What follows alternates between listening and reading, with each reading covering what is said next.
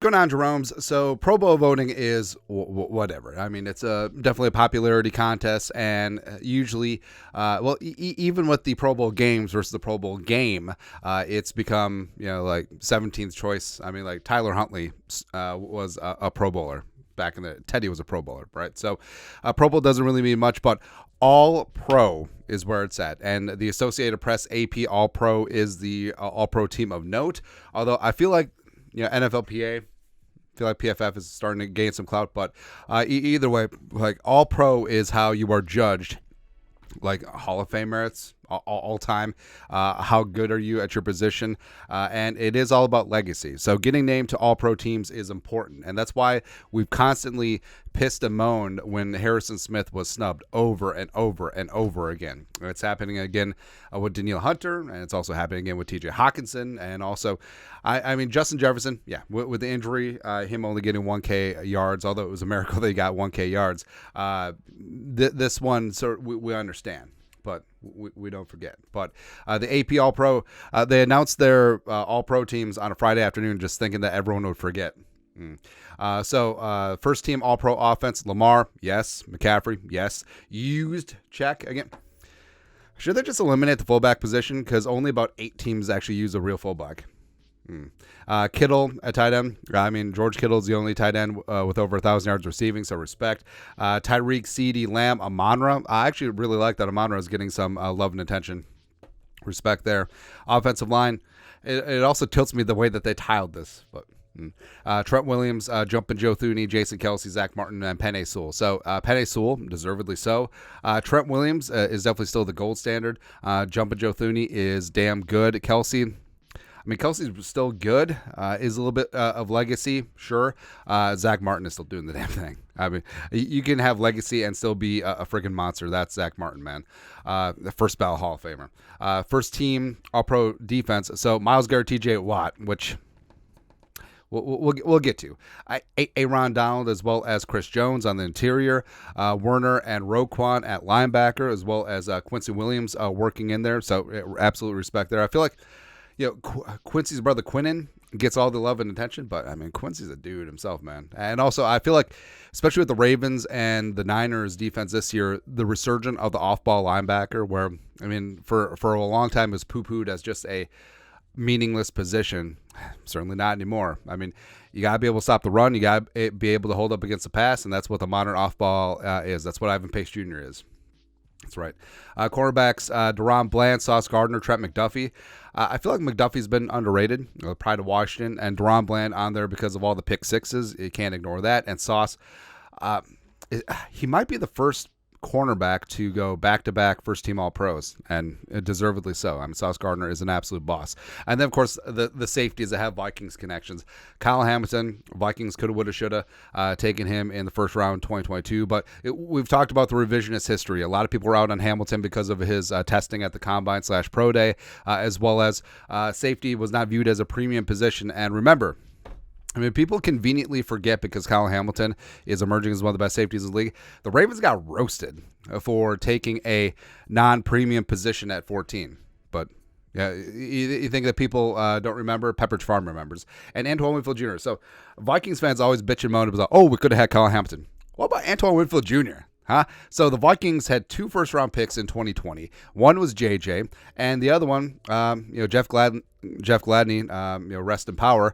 But also the Vikings traded back with the Niners, who took Brandon Ayuk at 25. So, I mean, the Vikings could have had JJ at 22 and Antoine Winfield Jr. at 25, which would have been pretty damn good. But also, I mean, that was when the Vikings had, I believe, was Anthony Harris still in there? But, of course, Harrison was at the height of his powers. But it's apparently the Vikings were just not familiar with Antoine Winfield Jr.'s game, because it's not like he's the son of a Vikings legend. It's not like he played some of the high school ball in Eden Prairie. It's not like he played his college ball at Minnesota. So it's not like the Vikings weren't familiar with him. It's just ridiculous. I mean, again, people make a big deal out of Hamilton. They should make a larger deal out of Winfield Jr. Specialists. So Brandon Aubrey, he was undrafted and blah blah, hasn't missed him, blah blah blah. Notre Dame soccer team, blah blah blah. AJ Cole, sure. Rashid Shaheed, the return punt returner. Kayshawn Nixon as a kick returner. Special teamer Miles Killebrew. Should have been Najee Thompson. Should have been Troy Dye. And then Ross Matisic is the first team long snapper. Now, the Vikings did get on the board, yes, with the second team long snapper, Andrew DePaul. He was first team last year. So, again, the Vikings just downgrade all over the place. But, yeah, no Vikings, notably no Danielle Hunter. Now, I understand why Sam Laporta is second team all pro, because Laporta, I mean, respect, had 10 touchdowns and had a phenomenal rookie season for a tight end. Plus, voters for this, 50 national football writers from across the country, they're not immune to storylines and trends and hype. And I mean, Laporta, I mean, he's got way more hype than Hawkinson. Even though Hawkinson had more receptions and yards than Laporta. Laporta had the touchdowns, and also he has the hype. And unfortunately, Hawkinson also missed the last 2 games of the season. Second team, Dak. That would have been Kirk if he would have stayed healthy. Kyron Williams, emerging out of nowhere. Again, another running back that didn't test well. Another guy who didn't test well from Notre Dame, just blowing things up. It's crazy. Patrick Ricard. Could have been C.J. Ham if we would have used them more. For receivers, there was, apparently it was a tie. So A.J. Brown, Puka. I think he almost could have voted Puka on the first team. And then Ayuk and Mike Evans apparently tied with votes, so they both make second team. And then the Cowboys. All right, so the Cowboys have 3 all-pro offensive linemen. Must be nice. Tyron Smith and then Tyler Smith, the pride of Tulsa, who is at left guard, who's eventually going to take over for Tyron Smith at left tackle in all likelihood.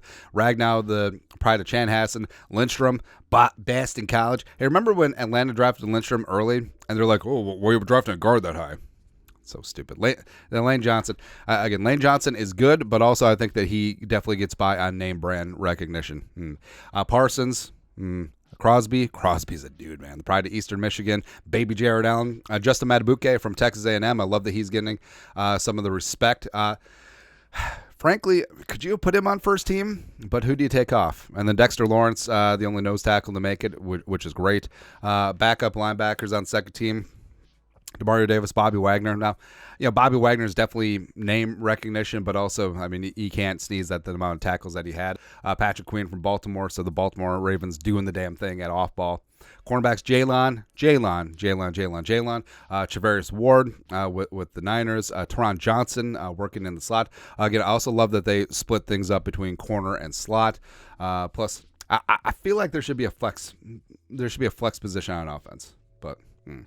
Safeties Jesse Bates and Justin Simmons bring up the rear in the gear. Now, I mean, maybe you could have made a case for Metellus or Beasley to at least get a couple of votes, but we'll see what happens when the full results are tabulated. And then, like we said, specialist-wise, Jalen Reeves-Mabum is a dude with the Lions, but, I mean, Najee Thompson could have gotten a voter here, too.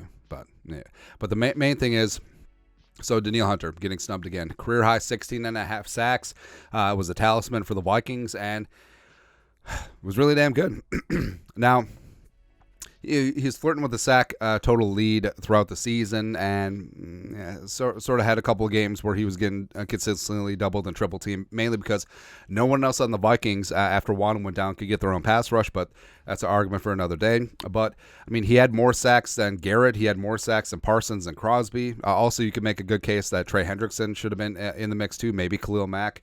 But also, you look at pressures. I mean, Danielle didn't have the pressure numbers of, say, a Parsons. That's why he's on there. And also, I mean, Parsons is already a name brand. But you look at 83 tackles. So what does that tell you with Crosby and Hunter having 83 and 90 tackles respectively, or other way around? It tells you that they play the run.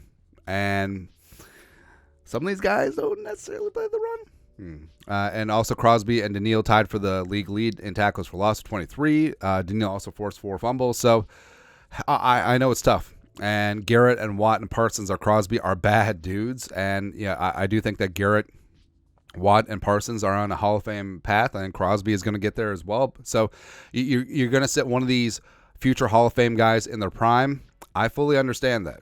I understand it's a numbers game, but the fact that Danielle Hunter has had one second-team All-Pro nod in his career in 2018, it's just a shame.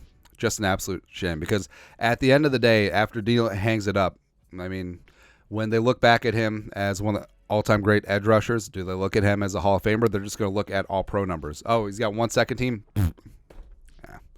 It's tough, man. It's tough. But, sometimes great players are just stacked up in a great era for the position, and Danielle Hunter is in it right now with the edge rushers. But it is what it is, and we expect nothing less from the national media jabroni haircuts. But your thoughts are thoughts. AP announces they're all pro teams. Of course, the Vikings get snubbed. Let us know your thoughts and our thoughts in the comment section below. Subscribe for daily Vikings takes. Want to support the work? Put a little something in the Venmo. But until next time, Skol, production value.